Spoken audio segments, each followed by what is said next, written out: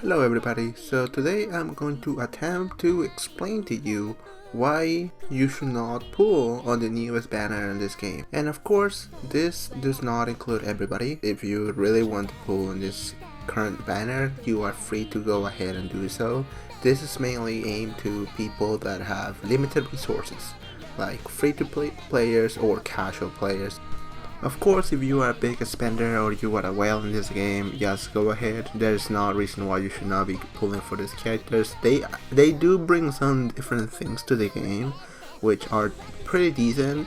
But the main thing that I notice around here is that people have been concentrated on how good they are for the current event, which I really don't feel like that should be a big reason to pull for these units. Because if you are just pulling units for a specific event, I don't think that says a lot about a character.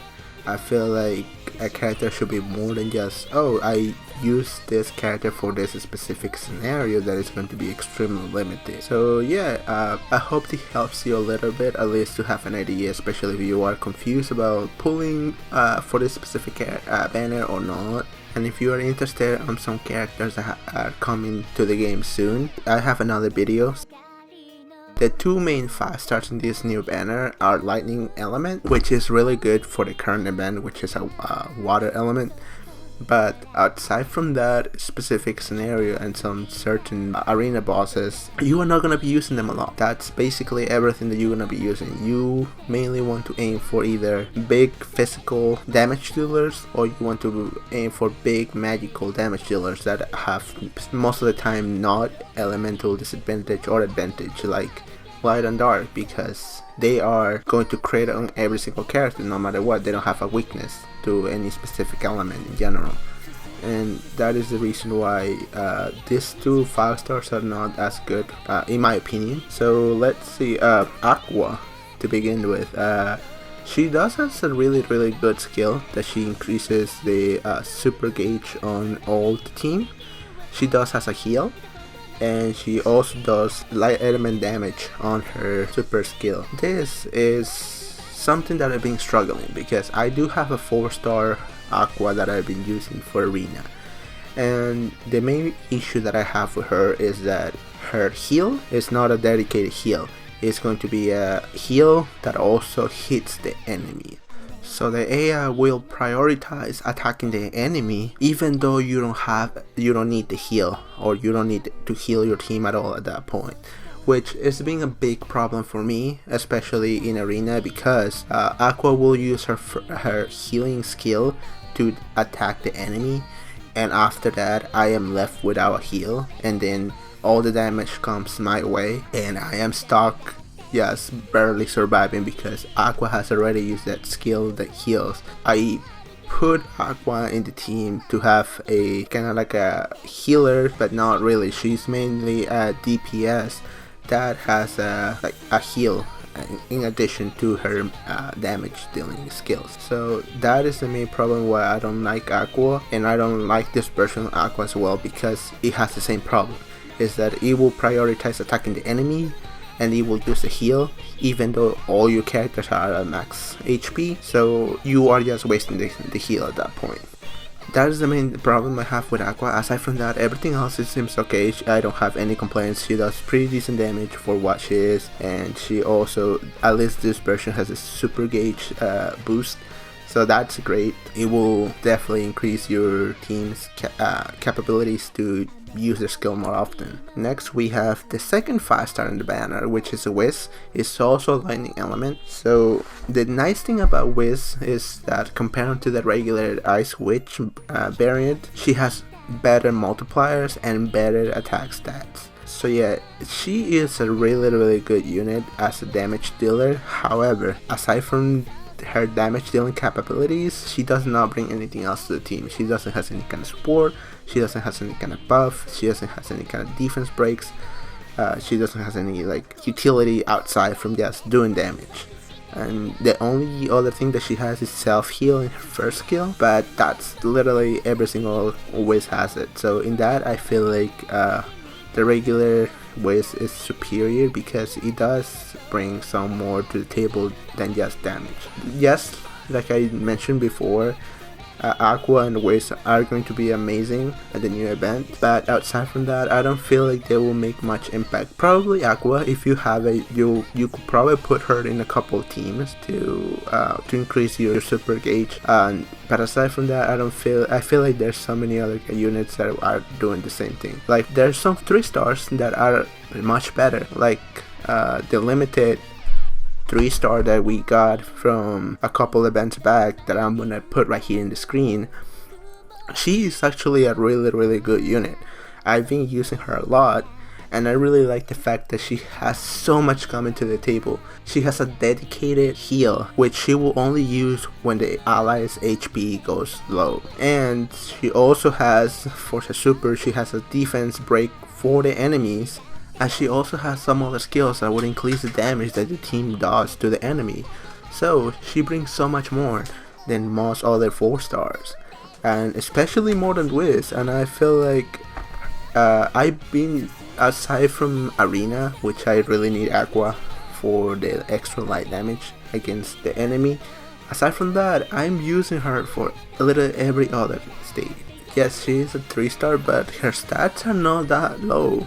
She actually has pretty decent stats for being a 3-star. And also, if you are in need of a lightning elemental support, you can actually use Leah, which is given in the current event, to support your team. And she actually does decent damage. She's not bad at all. And on top of that, she actually decreases the enemy's speed, which is pretty decent, especially because that is one of the skills that only certain 4-stars have, and it's a pretty rare skill at the time. So yeah, if you are in need of a support, go ahead and build her.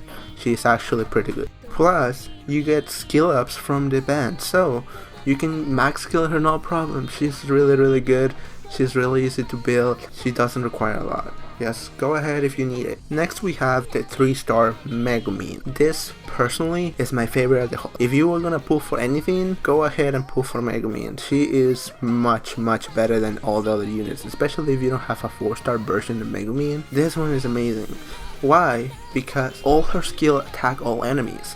She doesn't have just one, she doesn't have two, she has all 3 main skills that damage all enemies. So for farming or for doing regular stages, she's gonna do amazing. And then you get to the boss, she does her big damage, nukes herself, brings another unit into the team. So literally she doesn't take any spots away from any team. Just build the team around her and she's going to be an addition to it. She does dark damage. Her super skill, it is a kamikaze style skill because she will knock herself out, but she does a lot of damage. It's probably like the highest skill in the whole game, and it's definitely worth it because most of the time you don't really want her to stay around for too long, because aside from that, she will not most of the time not provide a lot to the team aside from just big damage.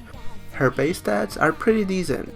She does not have a lot of HP or defense that will keep her in the battle for long, but she doesn't need it. Even the fact that she's a 3-star is not even against her because she's gonna kill herself, so you don't need any kind of survivability with her. She just needs to do her skills, kill everything, get out. That's all she needs. So if she doesn't have the best HP in the game, doesn't matter. If she doesn't have the best defense in the game, doesn't matter. She does have pretty decent base attack, by the way, and her multipliers are pretty decent for them being like AoEs. So yeah, go ahead and build her if you actually got lucky enough to get her.